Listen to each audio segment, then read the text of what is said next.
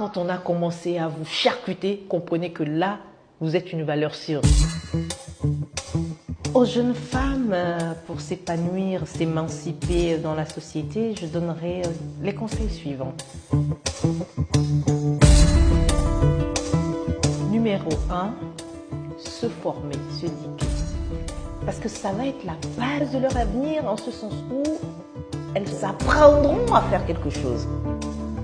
Deuxième conseil, découvrir son talent. Il est important de découvrir sa vocation, identifier son talent, savoir reconnaître où est-ce qu'on est bon, où est-ce qu'on est fort. Donc, chercher les compétences pour pouvoir valoriser ce talent. Troisièmement, avoir de l'audace. Ça, je n'arrête pas de dire aux jeunes femmes, il faut avoir l'audace, il faut avoir du cran. La société va me traiter de tous les noms d'oiseaux, mais moi, c'est ce que j'ai envie de faire.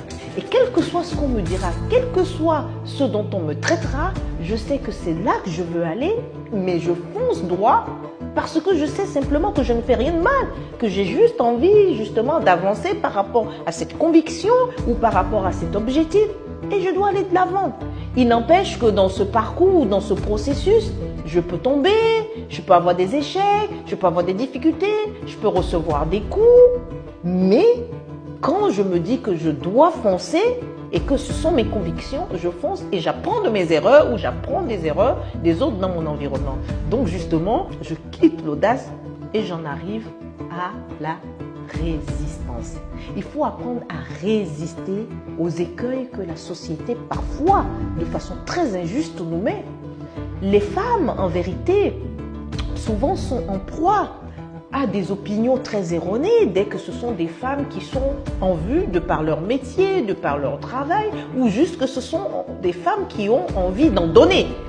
Et vous ne pouvez pas en donner, vous ne pouvez pas avoir de la visibilité sans créer la jalousie humaine.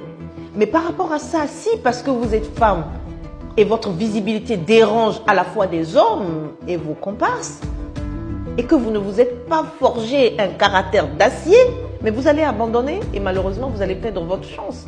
La résistance à toute forme d'exclusion, la résistance à toute forme d'exaction. Parfois, ce sont des exactions morales. C'est-à-dire que tellement on aura rabâché des bêtises sur vous que parfois vous regarderez dans la glace, vous allez dire, mais écoutez, je ne suis pas celle qu'on veut faire passer pour.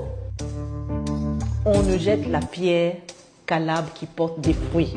Quand on a commencé à vous charcuter, comprenez que là, vous êtes une valeur sûre. Foncez.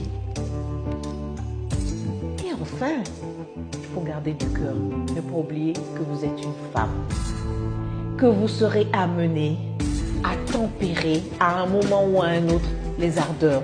Que parce que vous êtes une femme, vous ne devez pas perdre ni votre féminité, ni votre humanité, ni votre humanisme.